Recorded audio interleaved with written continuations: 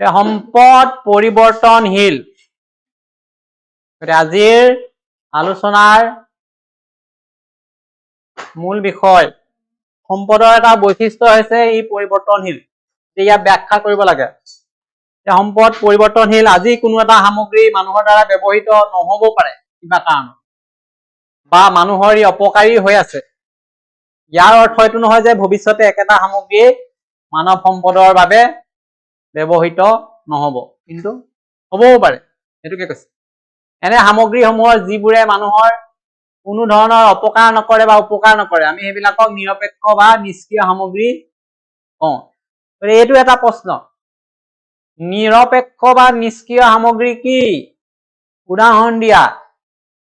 তেতিয়া এই কথাটো ক'ব লাগিব, আজি আমাৰ কোনো এটা সামগ্ৰী ব্যৱহাৰ নাই হোৱা বা আমাৰ কাৰণে ই অপকাৰী হৈ আছে, ইয়াৰ অৰ্থ এইটো নহয় যে ভৱিষ্যতে ইও নহ'ব ব্যৱহাৰ। গতিকে ভৱিষ্যতে ইয়াক ব্যৱহাৰ কৰাৰ সুযোগ সুবিধা আহিব পাৰে, বা এতিয়া অপকাৰ কৰিলেও ভৱিষ্যতে ই আমাৰ উপকাৰো কৰিব পাৰে, বা এতিয়া আমাৰ যদি উপকাৰো কৰা নাই অপকাৰো কৰা নাই, তেনেকুৱা অৱস্থা যেতিয়া আছে তাক নিৰপেক্ষ নিষ্ক্ৰিয় সামগ্ৰী কৈছে। উদাহৰণ দিছে, যেতিয়ালৈকে শক্তি উৎপাদনত কয়লা বা খনিজ তেলৰ ব্যৱহাৰ নাজানিছিল, বহু দিনলৈকে এইবিলাক ব্যৱহাৰ নোহোৱাকৈ মাটিৰ তলতে আছিল, তেতিয়ালৈকে এইবোৰ নিৰপেক্ষ হৈ আছিলে সামগ্ৰী।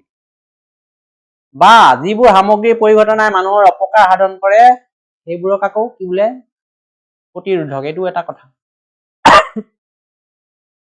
এই দুটাৰ মাজত পাৰ্থক্য উলিয়াব লাগিব। প্ৰশ্নটো এনেকুৱা আহিব, তুলনা কৰিব লাগিব, এপ্লিকেশ্যন এনালাইচিছ কৰিব লাগিব, বিশ্লেষণ কৰিব পাৰিব লাগিব, যে এইটোৰ লগত এইটো কানেক্ট কৰিব লাগিব, এইটোৰ লগত এইটো কানেক্ট হ'ব।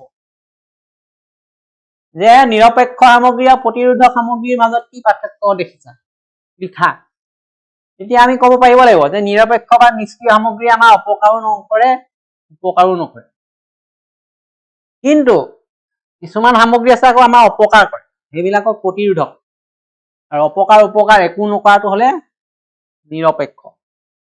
উদাহৰণ দিছে, এইবিলাক অনুৰ্বৰ মাটি, বানপানী জৰ্জৰিত অঞ্চল, এইবিলাক একোটা প্ৰতিৰোধক, এইবিলাক বাধা দিয়ে আমাক, অপকাৰ কৰে।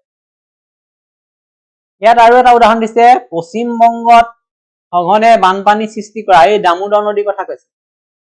এসময়ত ই প্ৰতিৰোধক আছিল, ই অপকাৰ কৰি আছিলে মানুহক, কিন্তু তাৰ ওপৰত যেতিয়া নদী বান্ধ দিলে আৰু জলবিদ্যুৎ উৎপাদন হল, লগে লগে জলসিঞ্চনৰ ব্যৱস্থা কৰা হল, তেতিয়া ই পৰিৱৰ্তন হৈ গল। যিটো আমি প্ৰতিৰোধক বুলি কৈ আছিলো, লাহে লাহে ই এটা সম্পদলৈ পৰিণত হল। কিয়নো মানুহে জ্ঞান বিজ্ঞান প্ৰযুক্তি ব্যৱহাৰ কৰি এই নদীখনক উৎপাদনশীল কামত ব্যৱহাৰ কৰিলে। কেনেকে? বিদ্যুৎ শক্তি উৎপাদন কৰিলে, তাৰ পানী খেতি বাতিত ব্যৱহাৰ কৰি জলসিঞ্চনৰ ব্যৱস্থা কৰিলে। গতিকে সেইকাৰণে কৈছে, কেতিয়াবা বস্তুটো নিৰপেক্ষ অৱস্থাত থাকিব পাৰে, কেতিয়াবা প্ৰতিৰোধক অৱস্থাত থাকিব পাৰে, কিন্তু সময়ৰ যেতিয়া পৰিৱৰ্তন হব, ই মানুহৰ সুপ্ৰচেষ্টাৰ ফলত সম্পদলৈ ৰূপান্তৰিত হব। গতিকে সম্পদৰ এই যে পৰিৱৰ্তনশীল বৈশিষ্ট্য, সেইবাবেই আজি আমি যদিও কৈ আছো কোনো এটা বস্তু উপকাৰী আমাৰ কাৰণে, ই ভৱিষ্যতৰ কাৰণে অপকাৰীও হব পাৰে, বা কোনো এটা বস্তু আজি আমি কৈ আছো যে ই আমাৰ কাৰণে অপকাৰী হৈ আছে, ই আমাৰ ভৱিষ্যতত উপকাৰীও হব পাৰে। গতিকে ই পৰিৱৰ্তন হৈ থাকে। এই কথাটো আমি লিখিব লাগিব ৩ নম্বৰৰ কাৰণে। হল? গতিকে এই বস্তুটো যদি আমি ভালকৈ জানো, ইয়াৰ ওপৰত উঠিব পৰা যিকোনো প্ৰশ্ন উত্তৰ দিব পৰা অৱস্থাত আহিম। প্ৰথমতে কব যে সম্পদ পৰিৱৰ্তনশীল ব্যাখ্যা কৰা, তেতিয়া গোটেইটো লিখিব লাগিব। তাৰ মাজৰ পৰা যদি প্ৰশ্ন সোধে যে নিৰপেক্ষ সামগ্ৰী কি বা নিষ্ক্ৰিয় সামগ্ৰী কি, তাৰ পিছত সুধিব পাৰে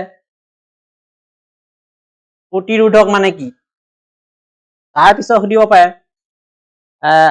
নিৰপেক্ষ বা প্ৰতিৰোধক সামগ্ৰী কেনেকৈ সম্পদলৈ পৰিৱৰ্তন হব পাৰে, উদাহৰণ দিয়া। এতিয়া আমি পশ্চিমবংগৰ দামোদৰ নদীৰ কথা কব লাগিব। আৰু ইয়াত MCQ আহিব, দামোদৰ নদী কোন ৰাজ্যত আছে? এতিয়া কি কম? পশ্চিমবংগত। নিৰপেক্ষ নিষ্ক্ৰিয় সামগ্ৰী উদাহৰণ দিয়া। তেতিয়া কি কম? যে যেতিয়া কয়লা, পেট্ৰল, ডিজেল এইবিলাক ব্যৱহাৰ নাজানিছিলে মানুহে, তেতিয়া নিৰপেক্ষ আছে। যেতিয়া জানিলে সি আমাৰ সম্পদলৈ পৰিৱৰ্তন হয়। শুনিছেনে এফালে? ইয়াতকে আৰু ভালকে বুজোৱাৰ প্ৰয়োজন নাই। এইটো সম্পদৰ প্ৰয়োজনীয়তা সম্পৰ্কে উদাহৰণ হৈ দিছে। সম্পদ আমাক কিয় লাগে? সম্পদ নহলে আমাৰ কি হব? সম্পদ আমি কি কি কামত ব্যৱহাৰ কৰিছো? সম্পদে আমাৰ কি অভাৱ দূৰ কৰে? সম্পদ বিলাক ক'ৰ পৰা আহৰণ কৰিছো? এই সকলো কথা এই প্ৰশ্নৰ উত্তৰত লিখিব লাগিব। গতিকে প্ৰশ্নটো লিখাৰ সময়তে আমি ঠিক কৰিব লাগিব যে কি কথা ইয়াত আমি উপস্থাপন কৰিম। প্ৰশ্নটো লিখোতে নম্বৰটো চাব লাগিব যে 4 নম্বৰ আছে, তাতে মিনিমাম 4টা লাইন লাগিবই। বোলে 2 নম্বৰ আছে, 2টা লাইনতে হৈ যাব। গতিকে কোনটো দিশৰ পৰা উত্তৰটো লিখিলে শুদ্ধ হ'ব চিন্তা কৰিব পাৰিব লাগিব। চিন্তা কৰিব পাৰিবলৈ কি হ'ব লাগিব? আমাৰ ধাৰণাটো থাকিব লাগিব। ইয়াত কৈছে প্ৰয়োজনীয়তাৰ কথা কৈছে। সম্পদ কিয় প্ৰয়োজন হয় বা ক'ত পোৱা যাব? ইয়াত চাওঁ। মানুহৰ জীৱন ধাৰণৰ বাবে প্ৰয়োজনীয় সকলো বস্তুৱে সম্পদ। পৃথিৱীৰ বুকুত বায়ু, পানী, সূৰ্য ৰশ্মি, মাটি, গছ-গছনি, ফল-মূল, খনিজ পদাৰ্থ এইবিলাক মানুহৰ কাৰণে লাগতিয়াল। সেইকাৰণে এইবিলাক সম্পদ হৈছে। এতিয়া মানুহে এইবিলাক ক'ৰ পৰা লাভ কৰে? প্ৰধানকৈ প্ৰকৃতিৰ বুকুৰ পৰাই লাভ কৰে। কেনেকে লাভ কৰে? বিভিন্ন উপায়েৰে। কিয় প্ৰয়োজন হয়? এইটো সম্পদৰ জৰিয়তে মানুহৰ মৌলিক প্ৰয়োজনসমূহ দূৰ কৰিব এইবিলাকে, আৰু অন্য বহুতো চাহিদা পূৰণ কৰে। এই জীৱন ধাৰণৰ মানদণ্ড উন্নত কৰণত সহায় কৰিব। গতিকে কেৱল ব্যক্তিগত পৰ্যায়তে নহয়, সম্পদ ব্যৱহাৰৰ যোগেদি মানৱ কল্যাণ সামগ্ৰিকভাৱে মানৱ জীৱনৰ আৰ্থ সামাজিক দিশৰো উত্তৰণ ঘটিছে। গতিকে সম্পদ আমাৰ প্ৰয়োজন আছে। অভাৱ দূৰ কৰে সম্পদে। মৌলিক প্ৰয়োজন পূৰ হ'ব সম্পদৰ যোগেদি। ইয়াক আহৰণ কৰিম আমি প্ৰকৃতিৰ পৰাই। উদাহৰণ কোনবিলাক? বায়ু, পানী, সূৰ্য ৰশ্মি, মাটি, গছ-গছনি, ফল-মূল, খনিজ পদাৰ্থ এইবিলাক আমাৰ সম্পদ। আমাৰ ই কি প্ৰয়োজনত আমি এইবিলাক ব্যৱহাৰ কৰোঁ সেইটো লিখিলে হ'ল। বায়ু, বায়ুটোৱে কি কৈছে? জীৱ-জন্তু জীয়াই থাকিবলৈ বায়ু লাগিবই। বায়ুৰ পৰাই অক্সিজেন লাভ কৰে। পানী, গতিকে জীৱৰ পানীয়ে হৈছে প্ৰাণীৰ প্ৰাণ। জীৱ-জন্তু, গছ-গছনি, চৰাই-চিৰিকটি সকলোতে পানী লাগিবই। সূৰ্য ৰশ্মি আমাক কি দিছে? সূৰ্য ৰশ্মিৰ ফলত উদ্ভিদে খাদ্য প্ৰস্তুত কৰিছে। তাৰ পৰা আকৌ জীৱ-জন্তুৱে খাদ্য পাইছে। সূৰ্য ৰশ্মি সৌৰ শক্তিৰ কথা পালো। মাটিৰ ওপৰতে জীৱিকা নিৰ্বাহ কৰি আছে, খেতি-বাতি কৰিছে। গোটেই উদ্যোগ, কল কাৰখানাই হওক, পৰিবহন ব্যৱস্থাই হওক, পৃথিৱীৰ জীৱ-জন্তু মাটিৰ ওপৰতে আছে। গছ-গছনি, উদ্ভিদ ইয়াতেই বসবাস কৰি আছে। ফল-মূল উদ্ভিদৰ পৰাই পাইছো। এইবিলাক মানুহে খাদ্য হিচাপে ব্যৱহাৰ কৰিছে, জীৱ-জন্তুও খাইছে। খনিজ পদাৰ্থ ভূগৰ্ভৰ ভিতৰৰ পৰা উদ্ধাৰ কৰি মানুহে সেইবিলাক নিজৰ প্ৰয়োজনীয় অভাৱ দূৰ কৰিছে। মূল কথাটো তাতে সোমাই আছে। একো নোৱাৰিলেও এই কথাকেইটা যদি আমি থুলমূলকৈ লিখো তেতিয়াহ'লে উত্তৰটো হৈ যাব। উত্তৰ কেনেকে লিখে মই সেইটো শিকাই আছো। এনেকুৱা নহয় যে উত্তৰত এইকেইটা কথাই থাকিব। প্ৰতিটো বস্তু বেলেগ বেলেগ ধৰণে চিন্তা কৰি আমি লিখিব পৰা অৱস্থাত আহিব লাগিব। তাৰ কাৰণে গোটেই কনচেপ্টটো লাগিব। এতিয়া আহিলে সম্পদ আৰু মানুহৰ মাজত থকা সম্পৰ্ক। কেনেকে সম্পদৰ লগত মানুহৰ সম্পৰ্ক স্থাপন হৈছে সেইটো আমি চাম। সম্পদ আৰু মানুহৰ মাজত ওতঃপ্ৰোত সম্পৰ্ক আছে। মানুহে সম্পদক গঢ় দিয়ে, মানুহে সম্পদ সৃষ্টি কৰে। গতিকে আৰু এই সম্পদে মানুহৰ কল্যাণত জড়িত হৈ থাকে। মানুহে সম্পদৰ লগত দুই ধৰণে জড়িত হৈ থাকে। 1 নম্বৰ সম্পদটোৰ উৎপাদক হিচাপে মানুহে সম্পদটো উৎপাদন কৰে। 2 নম্বৰতে সম্পদৰ উপভোক্তা হিচাপে, উৎপাদিত সম্পদটো মানুহে উপভোগ কৰে, ব্যৱহাৰ কৰে। মূল এইটো কথা যে সম্পদ আৰু মানুহৰ মাজত থকা সম্পৰ্ক দুটা দিশত দেখিবলৈ পোৱা যায়। প্ৰথম কথা, সম্পদটো উৎপাদক হিচাপে মানুহ জড়িত হৈ থাকে। দ্বিতীয় কথা, এই উৎপাদিত সম্পদটো মানুহে উপভোগ কৰে কাৰণে মানুহ উপভোক্তা হিচাপে জড়িত হৈ থাকে। দিছে মানুহৰ প্ৰয়োজনীয় বেছিভাগ সম্পদ যদিও প্ৰকৃতিয়ে যোগান ধৰিছে, কিন্তু ইয়াৰ বেছিভাগেই মানুহে প্ৰয়োজন অনুসৰি ব্যৱহাৰ উপযোগী কৰি লয় নিজে। প্ৰকৃতিতে সম্পদ আছে, প্ৰকৃতিয়ে আমাক সম্পদ দিছে, কিন্তু সকলোবিলাক সম্পদ ব্যৱহাৰ উপযোগী হৈ থকা নাই।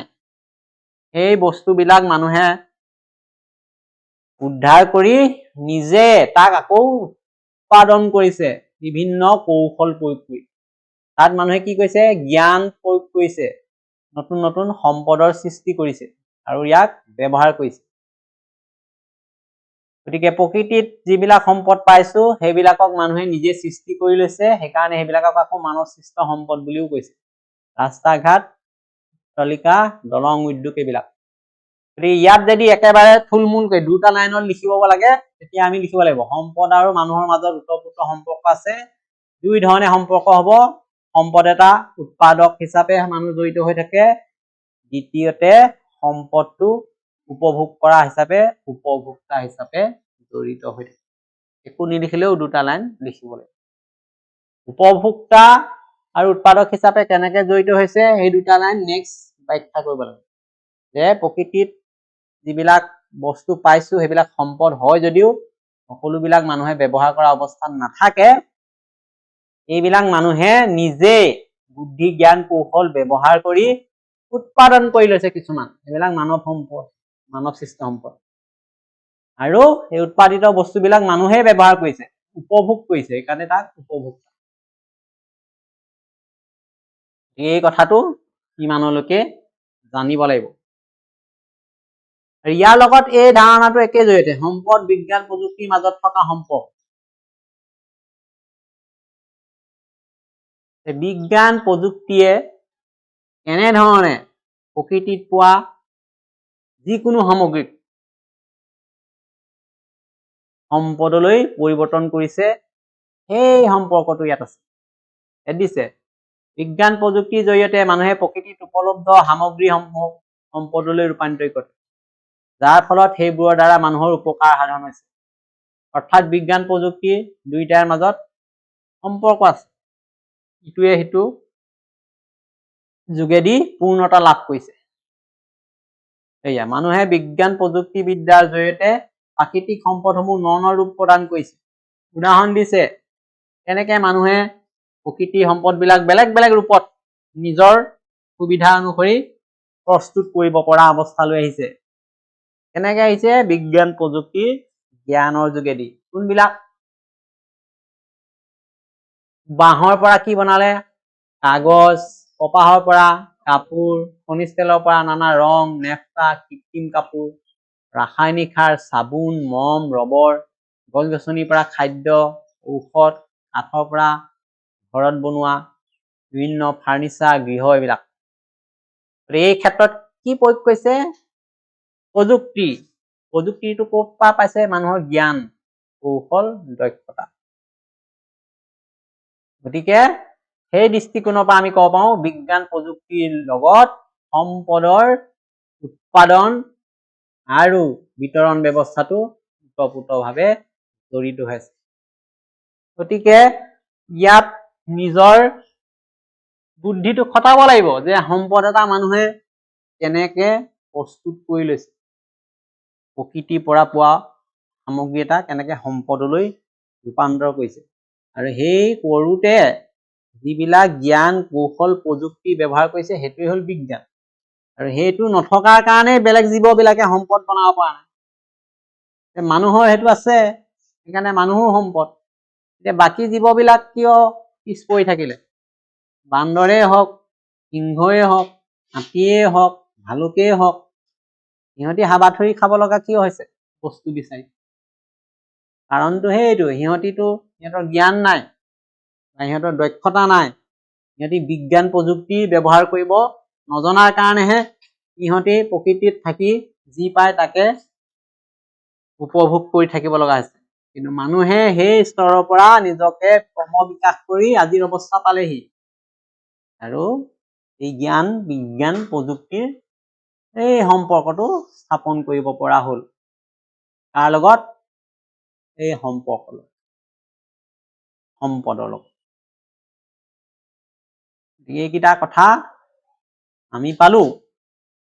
এইটো শ্ৰেণী বিভাজনৰ কথা আলোচনা সিদিনা আমি ভালকে কৰি গৈছো। যে সম্পদৰ শ্ৰেণী বিভাগ, সৃষ্টি প্ৰক্ৰিয়া অনুসৰি, গঠন প্ৰক্ৰিয়া অনুসৰি, সম্পদৰ স্থায়িত্ব অনুসৰি, উপলব্ধতা অনুসৰি আৰু শেষত মালিকী স্বত্ব অনুসৰি। পাইছিলে নাই? এইবিলাক একবাৰ পুনৰ ৰিভিজন আকৌ কৰি দিলে নিজে নিজে মনত থাকি যাব পাৰিব। সেইটো আৰু আলোচনা নকৰিলেও আমাৰ হ'ব।